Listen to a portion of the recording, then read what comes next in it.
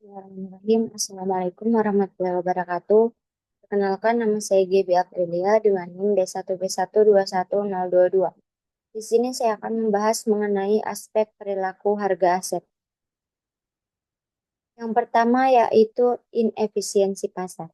Bab ini mengulas tentang literatur tentang inefisiensi pasar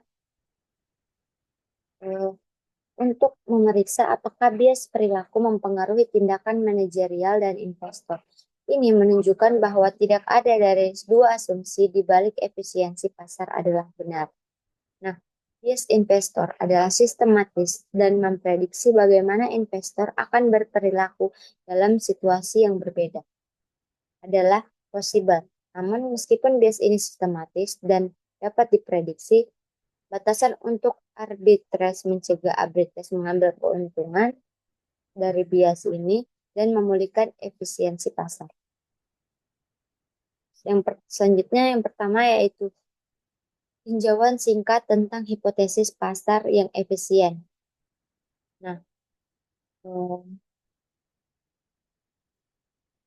secara sistematis, hipotesis pasar efisien atau EMH adalah pernyataan bahwa harga saat ini atau P dari suatu sekuritas sama dengan nilai yang diharapkan dari semua arus kas di masa depan.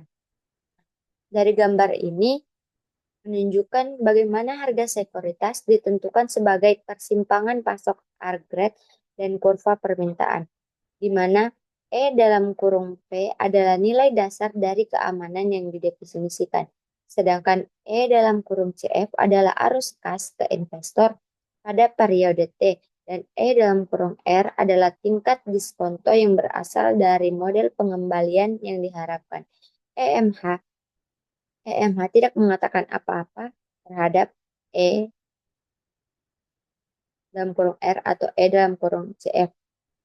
Itu hanya mengatakan bahwa yang digunakan pasar adalah benar, yaitu EMH menegaskan bahwa P sama dengan perkiraan terbaik dari P yang dibuat oleh pelaku pasar.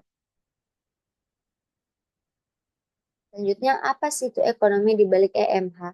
Dari gambar di atas mengilustrasikan bagaimana pasar P adalah hasil dari penawaran dan permintaan.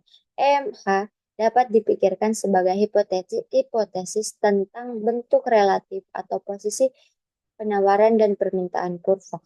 Kurva penawaran melacak kuantitas yang dipasok ke pasar sebagai fungsi dari harga sekuritas saat ini. Pasokan ditetapkan oleh perusahaan di pasar primer. Untuk kesederhanaan diasumsikan bahwa pasokan tetap dalam jangka pendek. Permintaan agregat kurva menelusuri kuantitas yang diminta oleh investor secara total sebagai fungsi dari harganya. P ini menghubungkan permintaan individu setiap investor. Harga sehari-hari pergerakan biasanya mencerminkan fluktuasi permintaan agregat. Agregat de kurva net atau AD adalah jumlah horizontal dari semua kurva permintaan pribadi investor. Harga pasar saat ini, P adalah di mana kurva penawaran berpotongan dengan investor kurva permintaan agregat. Agregat. EMH adalah hipotesis bahwa kurva AD memotong kurva penawaran S pada titik tertentu di mana AD sama dengan data. Dengan menggunakan kerangka kerja ini, ada tiga situasi di mana pasar akan efisien. Yang pertama, semua investor rasional memiliki nilai sekuritas sebagai setara ke nilai arus kas diskon yang diharapkan mereka. Mereka secara akurat menggunakan semua informasi untuk menetapkan E dalam kurung P. Jika jika P lebih kecil daripada E dalam kurung P, setiap investor rasional menuntut lebih banyak. Namun jika P lebih besar daripada E dalam kurung P, mereka menuntut jauh lebih sedikit dan permintaan bahkan bisa negatif, yaitu investor short sell. Oleh karena itu permintaan agregat kurva datar pada P sama dengan E dalam kurung P.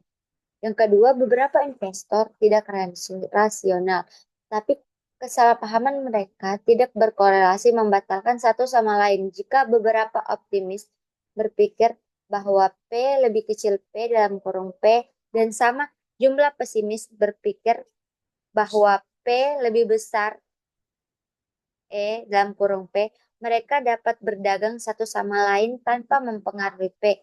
Jadi dengan asumsi P sama dengan E dalam kurung P, koma P sama dengan E dalam kurung P tetap akurat. Nah, yang ketiga yaitu arbitrase tidak terbatas. Arbitrase dapat dianggap sebagai uang tunai investor rasional yang tidak dibatasi yang mengetahui P dan memperdagangkan jumlah besar ketika P sama dengan E dalam kurung P.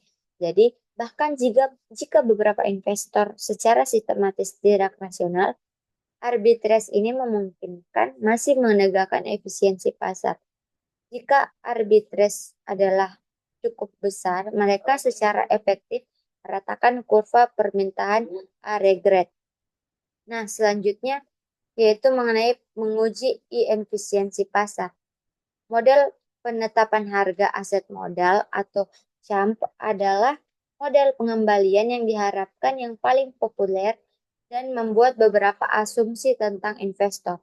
Investor rasional seperti pengambilan portofolio yang lebih tinggi dan tidak menyukai variasi portofolio. Mereka memilih untuk melakukan diverifikasi secara optimal, memegang bervariasi proporsi aset bebas risiko dan portofolio pasar yang sesuai risiko yang ditekankan oleh CAP adalah tingkat kovarian yang dimiliki sekuritas dengan nilai keseluruhan portofolio pasar yang dipegang oleh semua investor.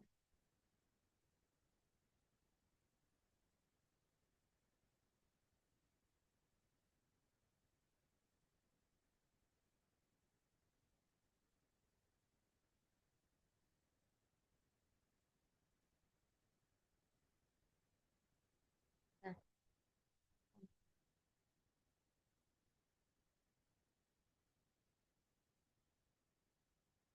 ya, Trump mengakui bahwa tujuan akhir dari kekayaan adalah untuk membiayai konsumsi.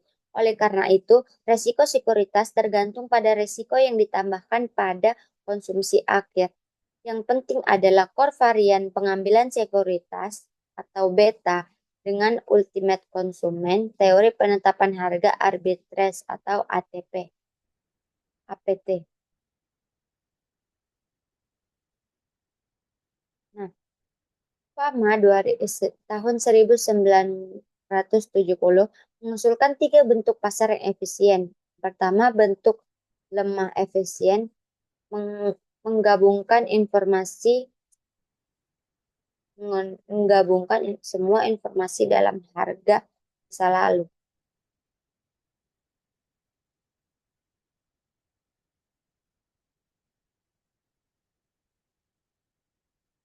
Nah, yang kedua yaitu pasar efisien yang kuat menghubungkan semua informasi publik. Karena informasi publik mencakup sejarah harga masa lalu, pasar semi yang kuat bentuk efisiensi tentu lemah.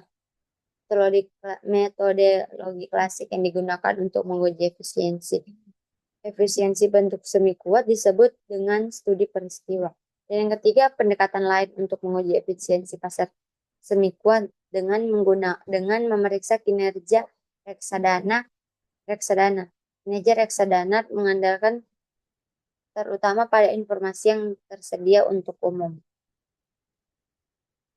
Selanjutnya, yaitu bukti ketidakefisienan pasar. Yang pertama, eh, kondisi EMH bentuk lemah.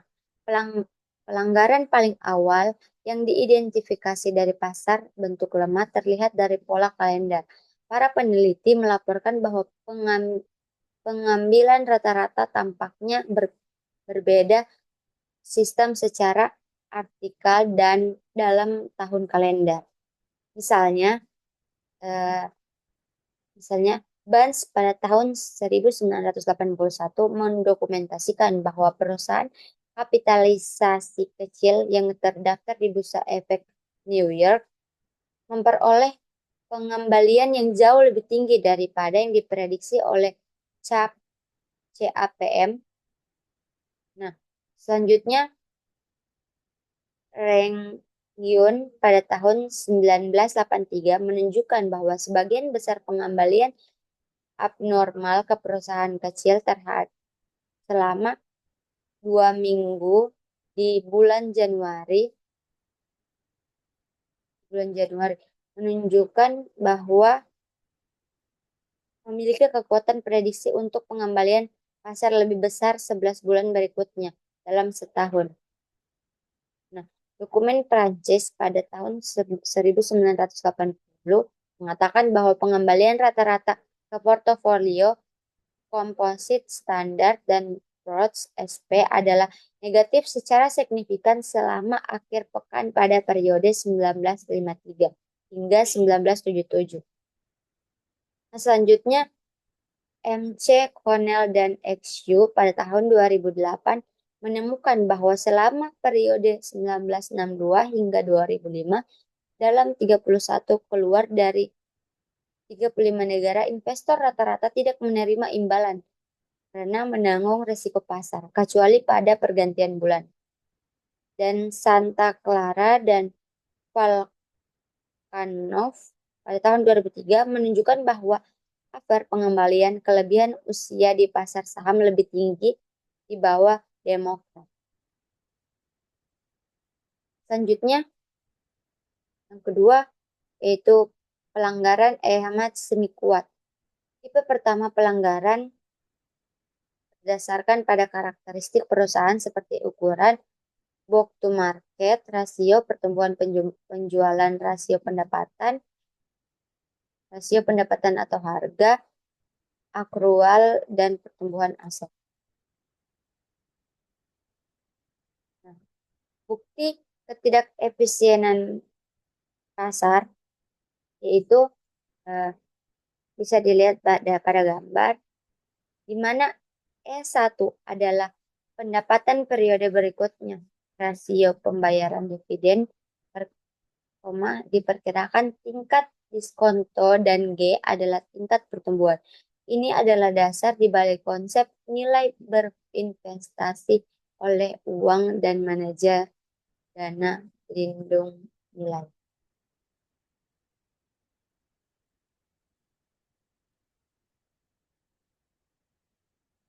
Selanjutnya, aspek perilaku investor yang mempengaruhi harga. Dalam kelas keuangan ekonomi standar, investor dianggap rasional jika dia membentuk ekspektasi rasional dan kemudian memaksimalkan utilitas yang diharapkan mengingat itu harapan.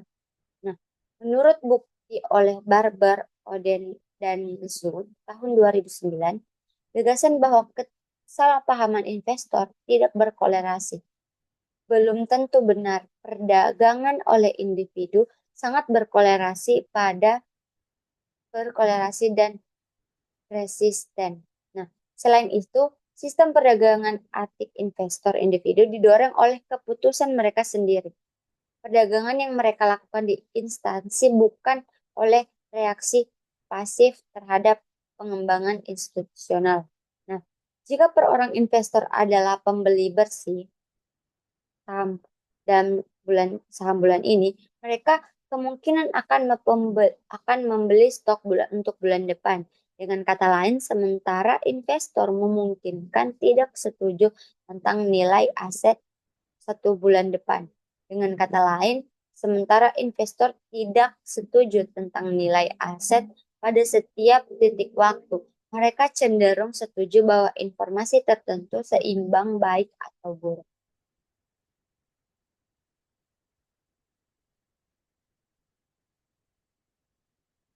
Nah, selanjutnya, mengapa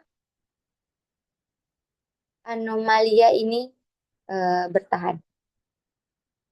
Menurut Scholes tahun 1972 halaman 179 berpendapat bahwa saham yang dijual Perusahaan bukanlah karya unik seni, tetapi hak abstrak untuk aliran pendapatan yang tidak pasti, yang dekat dengan terference yang baik secara langsung maupun tidak langsung melalui kombinasi aset berbagai jenis. Akibatnya memanfaatkan peluang arbitrase seharusnya mudah.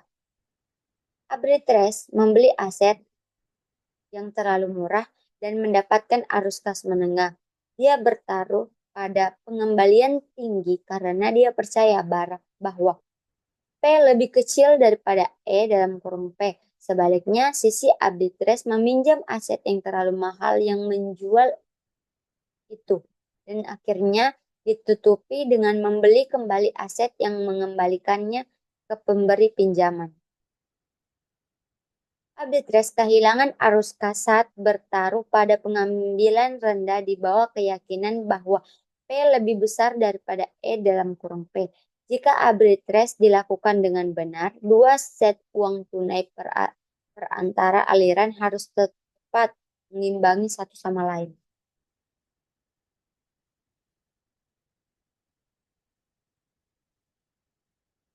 Nah, jadi kesimpulannya, ringkas dan kesimpulan dari materi yang saya bawakan, untuk pasar menjadi efisien, investor perlu rasional. Jika mereka tidak rasional, mereka bias harus tidak berkolerasi. Jika bias mereka berkolerasi, arbitrase rasional harus dapat mengambil perdagangan untuk mengimbangi besar untuk mengembalikan pasar ke efisien. Bab ini menunjukkan bahwa bias investor bersifat sistematis dan dapat diprediksi. Namun terlepas dari prediktibilitas ini, batasan arbitrase berarti bahwa arbitrase tidak dapat memanfaatkan bias ini dan memulihkan efisiensi pasar. Pedagang kebisingan resiko dan arbitrase terbatas menjelaskan beberapa anomali di pasar yang efisien. Sekian materi saya paparkan pada kesempatan hari ini. Lebih dan kurangnya mohon dimaafkan. Billahi taufiq wal hidayah. Wassalamualaikum warahmatullahi wabarakatuh.